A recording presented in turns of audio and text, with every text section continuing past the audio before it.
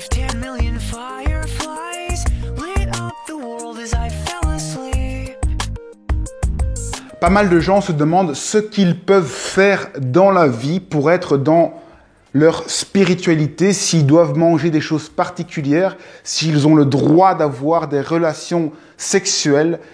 Tout ça, c'est des questions qu'il ne faut pas réellement poser à l'extérieur, mais qu'il faut vous poser à vous-même. Chacun est maître de sa vie. Tant que vous continuez à poser ces questions, c'est que vous n'avez pas compris que c'est vous qui maîtrisez votre vie. Si vous voulez faire des choses dans la vie, faites-le. L'important, c'est que vous soyez aligné à qui vous êtes. Chacun aura ses propres exigences par rapport à qui il est. C'est à vous de sentir en conscience ce qui fait du bien à votre être, à votre ligne directrice.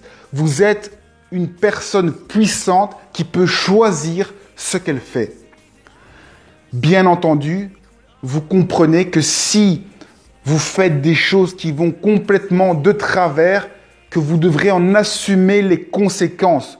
Ça, c'est la spiritualité, c'est comprendre que toute action a des conséquences. Si vous tabassez une personne sans raison, eh bien, cette chose va rester en vous. Vous allez vous auto-punir parce que vous sentez que ce n'est pas juste avec votre cœur. Et donc, tôt ou tard, il va y avoir des répercussions sur vous-même. Ce qui compte, c'est d'agir comme un petit enfant insouciant.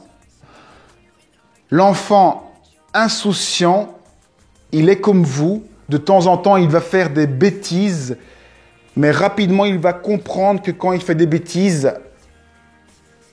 il doit changer et donc il va changer et ne plus faire ses bêtises. Et petit à petit, il devient adulte.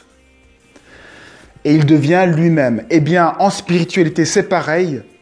Faites-vous confiance, faites ce que vous voulez, ayez des relations sexuelles avec qui vous voulez, mais assumez-en les conséquences, assumez ce qui arrive, mangez ce que vous voulez, mais écoutez votre corps, ce que vous dit votre corps lorsque vous faites ou lorsque vous allez faire des choses.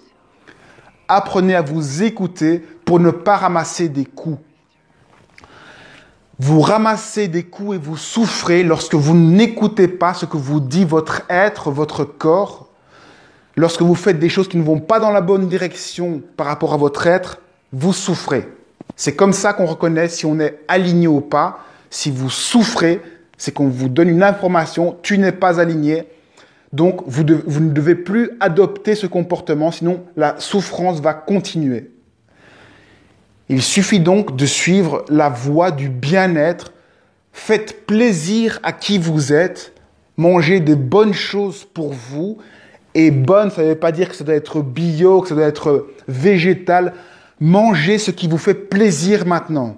Si ce n'est pas bon, vous allez être malade, vous allez avoir des choses. Là, vous changez. Si vous dormez mal parce que vous avez votre ventre qui fait mal, changez de nourriture. C'est simple. Écoutez votre corps, ce que vous dit votre corps. Votre corps, c'est votre être. Et c'est lui qui va vous dire si ce que vous faites est bien ou pas. C'est pas un gourou ou un maître qui va vous dire que vous devez manger ceci ou cela. Parce que ça varie chez chaque personne. Parce que chacun a des choses à faire et un rôle différent à jouer. Bref, il faut écouter son corps et se faire plaisir comme un enfant de manière complètement insouciante. Pareil par rapport à l'argent, ne vous occupez pas de l'argent. L'argent est une énergie, l'argent va venir tout seul si vous vous faites plaisir à votre être. Si vous entretenez votre être, que vous êtes aligné, vous allez voir l'abondance venir automatiquement parce que vous allez être dans ce que vous devez faire, dans votre voie. Et là, vous allez avoir la chance qui va se manifester à vous N'ayez pas peur de vous faire plaisir, de faire plaisir à votre être, tant que ce n'est pas de l'ego. Vous ne devez pas vous faire plaisir, vous acheter une belle voiture pour faire plaisir à l'extérieur, pour être beau à l'extérieur. C'est à vous-même, à votre être que vous devez faire plaisir, à votre être profond et pas à votre ego. Votre ego, c'est celui qui parle à l'extérieur. Votre être, c'est celui qui parle à l'intérieur. C'est lorsque ça fait du bien à votre cœur, lorsque vous sentez que c'est bon, que c'est bien pour vous et que personne ne saura rien, que c'est juste bien pour vous. Là, n'hésitez pas à investir. C'est que vous êtes dans la bonne voie. N'achetez pas un fauteuil de mauvaise qualité parce qu'il est moins cher, parce que là, ça veut dire que l'argent a plus d'importance que votre bien-être. Vous ne devez pas donner plus d'importance à l'argent qu'à votre bien-être.